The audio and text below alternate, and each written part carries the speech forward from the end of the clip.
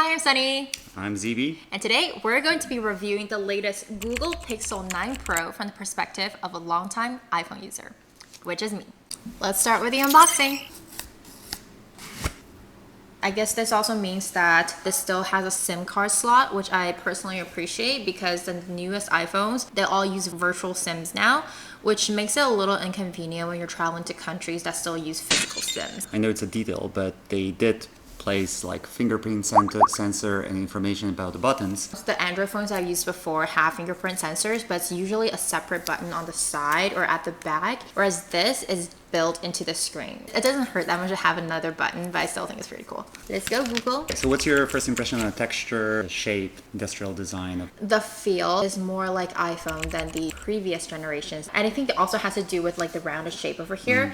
This one, not so much, but Pixel 7 definitely has like a sharper edge over here. I feel like the edges are similar. They're almost the same size, but Pixel 9 is apparently larger. The Pixel is still thinner than my iPhone. And they all have the little logo in the middle, which makes me associate it again with iPhone.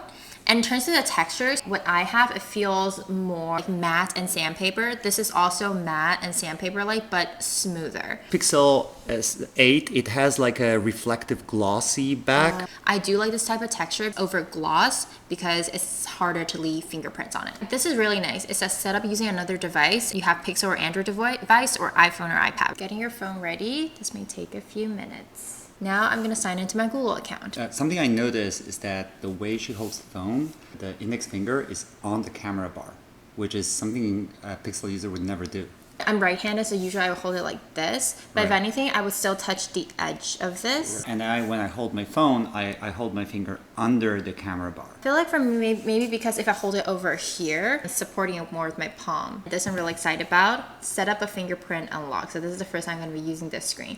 My question for it is, there's a really specific location where the fingerprint is. So I'm like, what if you press it in the wrong location on the screen? Follow the instructions because it will tell you how to move your finger eventually. So Sunny now is looking at the reflection of her face and it asks her to move her face so that it captures three-dimensional. I'm actually pretty annoyed with the face unlock. It always follows this algorithm. First, it tries face unlock, and after it realizes it can't do face unlock, then it prompts you to enter passcode.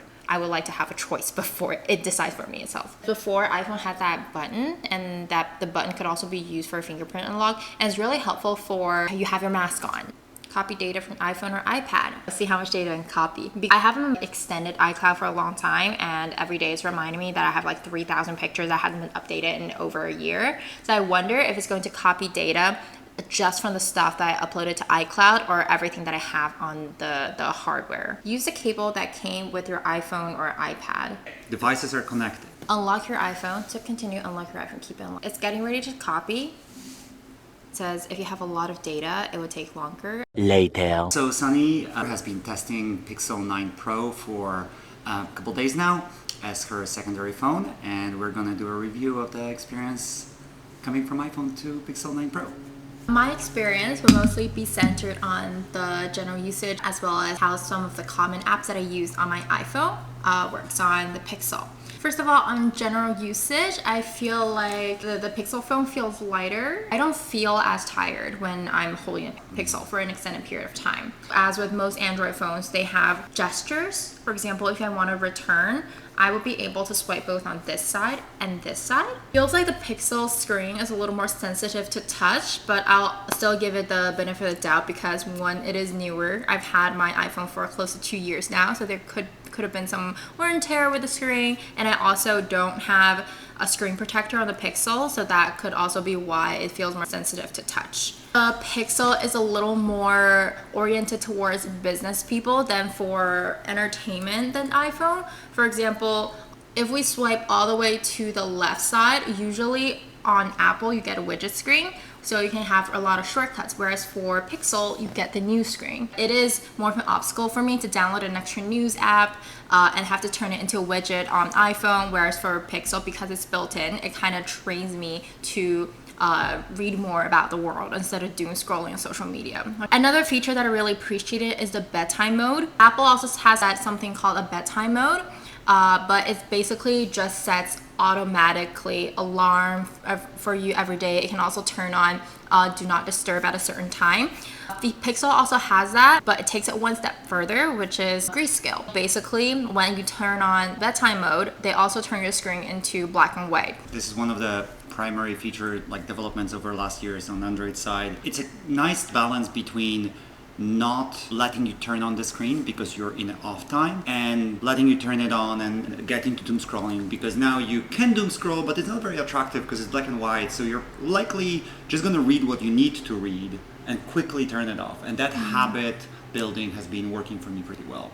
This is not to say that you can't achieve the same effect on Apple, but maybe the explanation isn't clear enough. I didn't successfully implement it on Apple. What I like about the physical features of iPhone more than Pixel is that the volume button and the power button are on different sides of the screen, and also it has this mute button. On Pixel, the volume and the power button are on the same side. For the last couple of days when I was testing it, I often confused the power button with the volume button.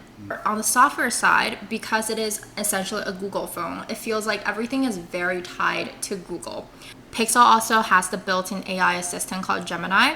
I didn't feel like I really needed it as much.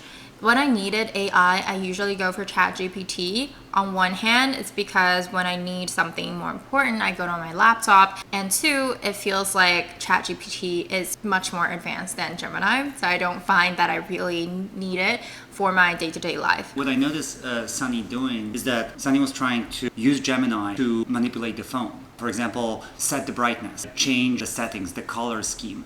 Gemini so far is very disconnected from your phone. It's your personal assistant that can answer a question about who won the Super Bowl, but it cannot tell you where in the settings you can turn bedtime mode, which on one hand is probably good for privacy reasons.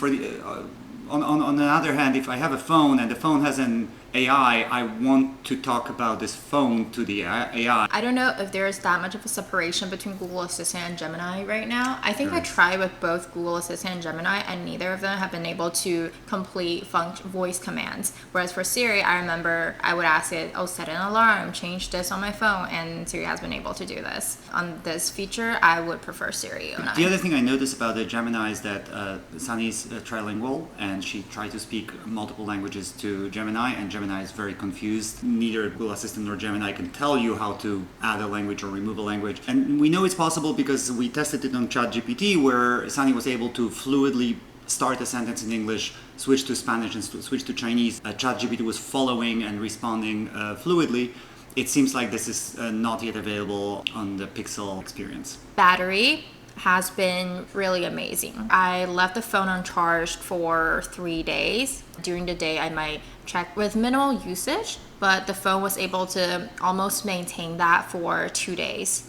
And by the third day, it only dropped around 20%. Whereas for my iPhone, if I leave it uncharged for 1 day and I don't even use it, by the end of the day, it's going to be close to 0%. Lastly, some of my experiences with the apps that are not native to Pixel. The 3 that I focus on are Instagram, TikTok, and Messenger, which are also 3 apps that I use frequently in my day-to-day life. With Messenger, the experience feels very similar to Apple, so I don't have a lot to comment on it.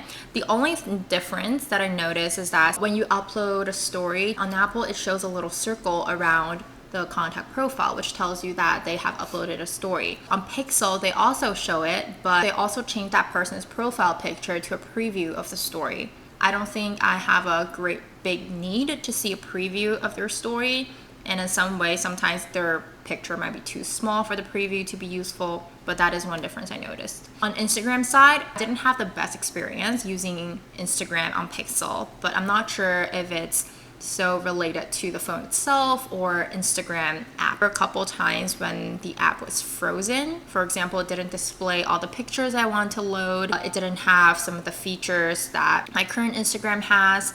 The pictures that I uploaded, they are in square, whereas for the more modern, the newer versions of Instagram, you can upload pictures that are rectangle. So I didn't have the best experience on it. What I did like about using Instagram Pixel is that the story icon bar is smaller and it gives more space for the feed aspect. They also make the font smaller, which I do appreciate.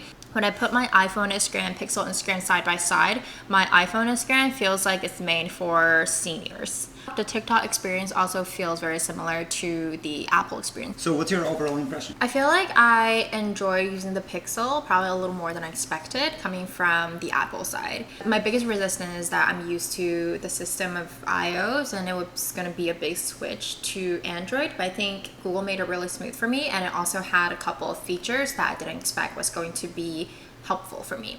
However, because I've been with iOS for so long, the features have to be more exciting for me to really consider switching. However, if I have never used any smartphone, I think Pixel is worth giving a shot.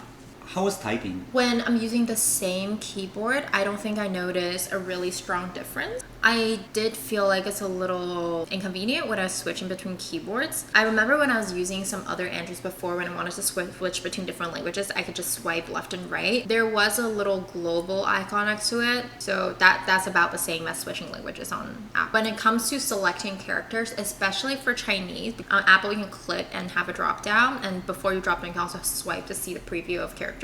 It doesn't happen on Pixel, so I'm a little more used to the Apple version. How are the colors and sounds and video smoothness? I feel like the runtime videos, the display, the sound are really comparable. But when it comes to take pictures, I do feel like I prefer iPhone's camera because it seems like iPhone's camera preserves the original quality. Whereas for Pixel, it pre-edits some of it for you. So even though you get a nicer picture probably from compared to like a rawer image from an iPhone, it looks a little weird. Everyone, thanks so much for being with us and listening to this review, and I hope that you can get a better sense of like how it is to experience a different type of phone than iPhones for all of you that are using iPhones since forever.